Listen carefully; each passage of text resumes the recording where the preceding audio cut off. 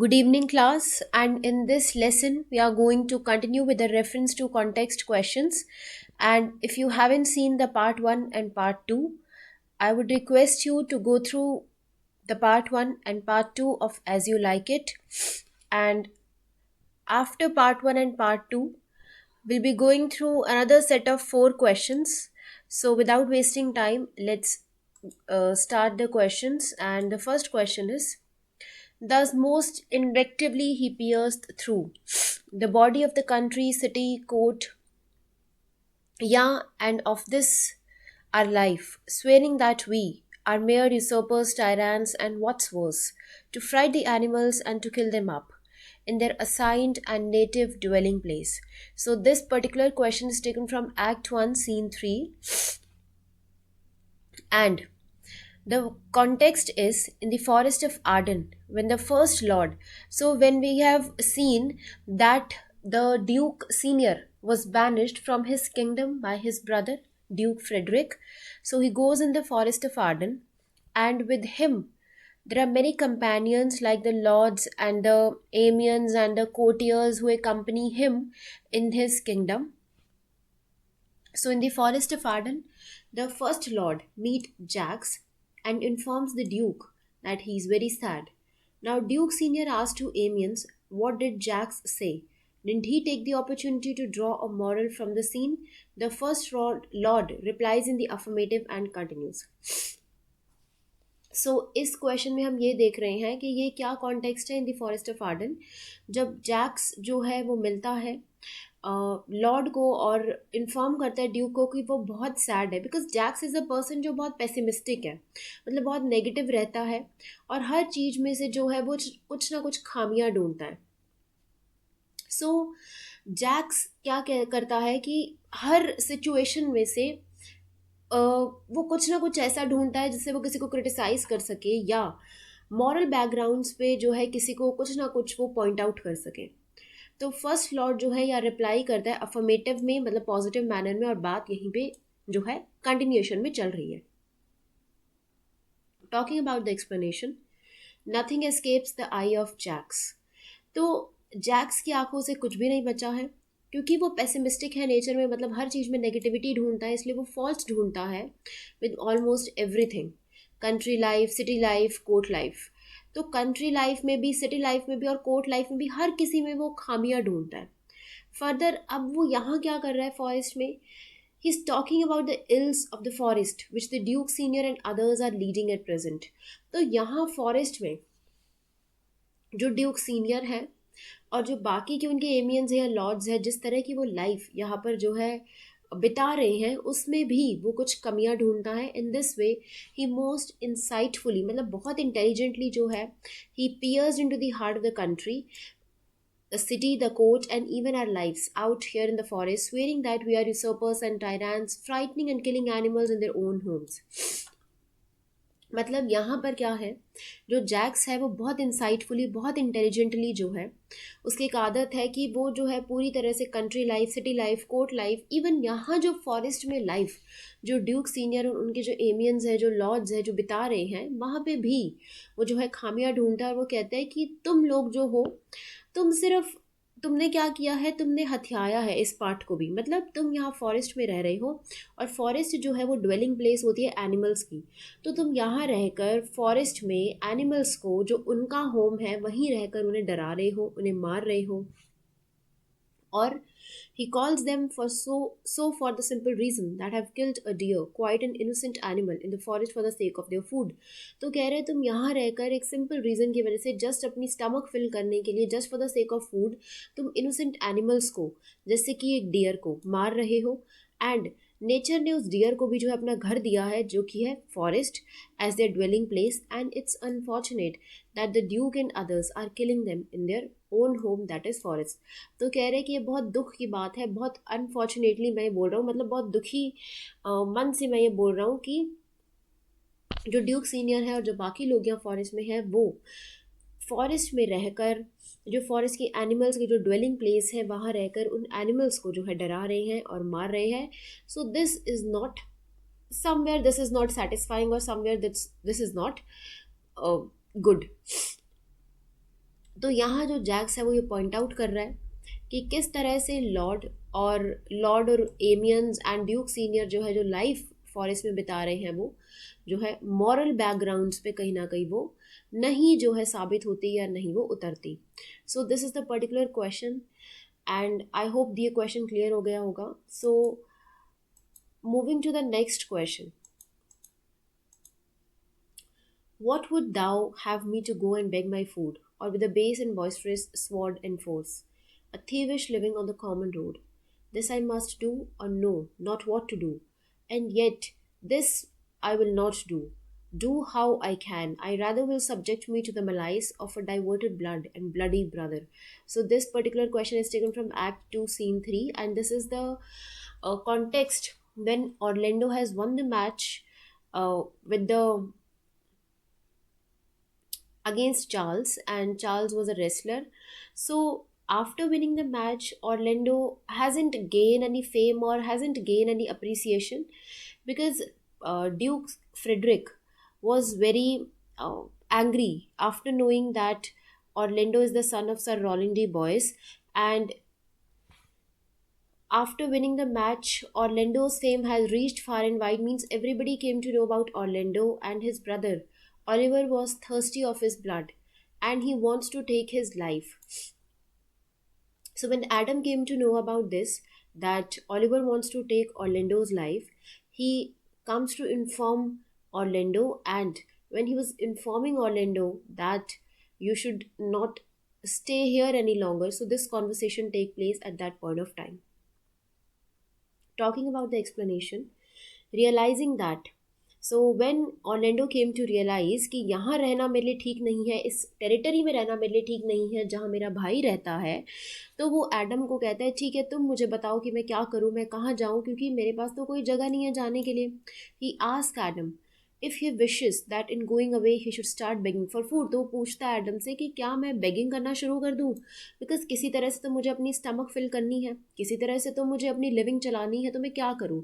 And also I'm not so much educated, and also I don't have any experience for job, so what would I do to make a living.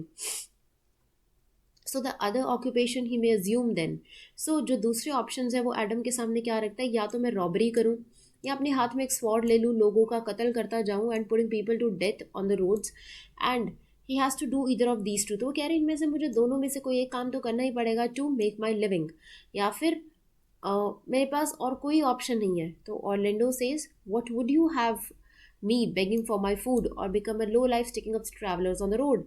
तो कह रहे हैं कि मैं एक लो life जो है व्यतीत करूँ एक रोड्स पे रहकर, एंड दिस इज़ ऑल जो मेरे लिए बचा है करने के लिए, but I want do it. But वो कहते हैं मैं ये सब नहीं करूँगा. आई वुड रादर, यहाँ पे देखोगे जब आप क्वेश्चन में तो क्या कहा है, I would rather will subject to the malaise, मतलब जो दुख दर्द जो मलाइस जो मेरा भाई मुझे दे रहा है, I would rather be happy to be subjected to that. मतलब मैं खुश हूँ कि मैं ऐसी लाइफ जी रहा हूँ एंड मैं ये सब नहीं करने वाला begging and all that.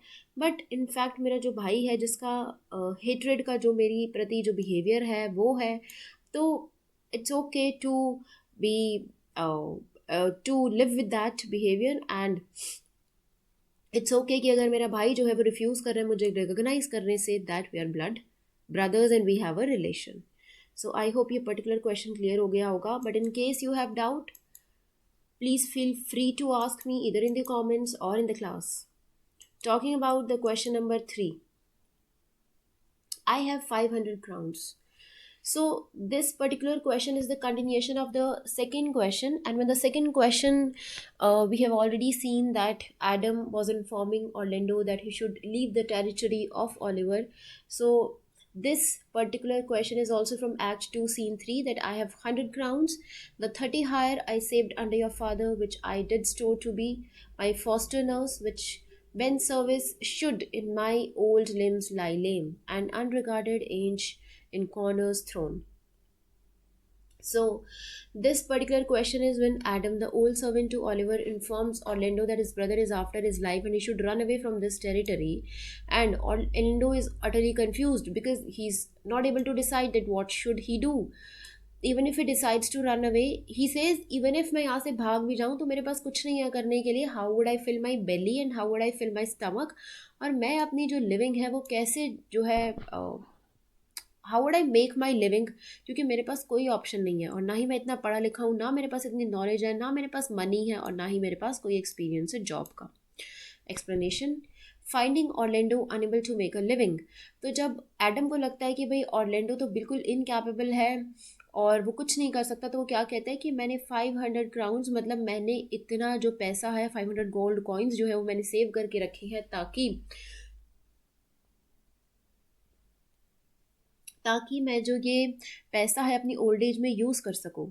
I meant to use it for my retirement to help me, मतलब जब वो कह रहे हैं जब मैं बूढ़ा हो जाऊँगा, लेम हो जाऊँगा, बहुत वीक हो जाऊँगा और सब मुझे भूल जाएंगे और मैं किसी कोने में बैठा होऊंगा, तो मैं इस मनी का तब यूज़ करूँगा। And but take the money, but वो कह रहे हैं कि तुम इस पैसे को ले लो, and God who feeds even the raven, मतलब गॉड जो है इवन जो हंगरी लोगों को, RAVE, एंड रैवन मीन्स जो हंगरी पीपल है, जब गॉड उनको फीड कर सकता है तो मुझे क्यों नहीं करेगा। And look after the even the sparrow, मतलब जो स्पैरोज हैं, इवन गॉड जो है छोटे से छोटे क्रिएचर का जो है ध्यान रखता है कि वो किस तरह से जो है उन्हें खाना प्रोवाइड करेगा, तो गॉड मुझे कैसे अनदेखा कर सकता है, तो मुझे भी गॉड जो है वो ज़रूर मेरी भी चीज़ों को पूरा करेंगे। Here is the gold I give it all to you, तो वो कह रहे हैं जितना मैंने सेव किया है मैं सब तुमको देता हूँ। Let me be your servant, और मुझे मौका दो मैं तुम्हारा सर्वेंट बन सकूँ। आई नो मैं ओल्ड हो चुका हूँ बट मैं स्ट्रांग हूँ, हेल्दी हूँ, एंड इन माई यूथ मैंने कभी भी, मतलब जब मैं यंग था मैंने कभी ड्रिंक नहीं की, मैंने कभी अपनी लाइफ को रेकलेसली नहीं जिया, मतलब मैंने बहुत हेल्दी लाइफ जी है। जैसे कोल्ड होती है, जैसे ब्लस्टरी विंटर होती है, तो बहुत काइंड वैसे ही मैंने अपनी लाइफ जी है, तो तुम टेंशन मत लो। ऑल्दो मैं ओल्ड हो चुका हूँ बट मेरी लाइफ जो है बहुत हेल्दी रहेगी, एंड मैं जितनी कोशिश कर पाऊँगा उतनी तुम्हारे साथ करूँगा और तुम्हारी हेल्प करूँगा, तो let me go with you, I will do everything a younger man could do for you. तो तुम मुझे एज अ सर्वेंट जो अपने साथ लेकर चलो और मैं हर वो काम करने को तैयार हूँ जो एक सर्वेंट करता है, और मैं तुम्हें तुम्हारा जो है अच्छे से ध्यान रखूँगा। सो आई होप ये क्वेश्चन भी क्लियर हो गया होगा। Now moving to the last question of the lesson and the fourth question. So the last question is, O good old man, how well in thee appears the constant service of the antique world, when service sweat for duty, not for meed. Thou art not for the fashion of these lines, where none will sweat but for promotion, and having that to do choke their service up. Even in the having, it's not so with thee. So this particular question is taken from Act 2, Scene 3. We have already seen the question number 3, where Orlando was being offered 500 crowns or a part of money and gold from the old servant Adam. And in this particular question, Adam, the loyal servant, offers to Orlando the savings of his whole life, and in turn, Orlando was very happy to see that he's such a faithful servant and such a nice person who has served his father for such a long period, and which he has set apart for his old age when he'll be failing to earn anything. So he has kept all the money for his old age when he'll not be able to do anything, and when he's old, infirmity means the old age, जब वो कुछ नहीं कर पाएगा तो इस पैसे का यूज़ करेगा। और जब वो ये पैसा ऑर्लैंडो को ऑफर करता है तो ऑर्लैंडो बहुत खुश होता है, उसे कॉम्प्लीमेंट करता है, उसकी प्रेज करता है। So talking about the explanation, Orlando says, O good old man, you are a great example of that old work ethic where people worked because it was their duty. तो कहते हैं तुम एक बहुत अच्छा एग्जाम्पल हो एक ऐसे पर्सन के जिसमें एथिक्स है, जिसमें वैल्यूज़ है, कि वो अपनी ड्यूटी को वैल्यू करता है, नॉट जस्ट उसको पैसा कमाना है बट उसके अंदर मॉरल वैल्यूज़ इतनी इंस्टिल्ड है। And your approach is not the fashion these days, means आजकल क्या फैशन है कि आप कहीं काम करते हो, आपको प्रमोशन चाहिए, आप हार्ड वर्क नहीं करना चाहते, बट आफ्टर अ प्रमोशन और after getting a lot of money, a handsome amount of money, आप चाहते हो कि आपको कोई कुछ ना कहे। एंड तुम्हारी जो अप्रोच है वो आजकल का फैशन नहीं है, मीन्स आपके जो वर्क एथिक्स हैं वो बहुत पुराने, बहुत अच्छे है, and as soon as they have got it they stop working. But this is not the case with Adam. तो कह रही है कि तुम अलग हो, तुम्हारे साथ ये केस नहीं है, तुम बहुत डिवोटेड सर्वेंट हो, बहुत लॉयल सर्वेंट हो, and keeps selfless relations with the master, और तुम्हारे जो रिलेशंस है मास्टर के साथ बहुत सेल्फलेस है, मतलब तुम्हें बिल्कुल भी ग्रीडीनेस नहीं है, तुम्हें बिल्कुल भी एक प्राइड नहीं है किसी भी चीज़ का। So I compliment you and I like this type of behaviour. तो ये जो कॉन्वर्सेशन थी this was between Orlando and Adam, and With this question, this is the end of the lesson and I hope four ये जो questions हमने discuss किए हैं ये आपको समझ आ गए होंगे. In case you have doubt, feel free to ask me in the comment section below or in the class. Thank you so much for watching the lesson and we'll meet you in the next lesson. Till then, revise these lessons.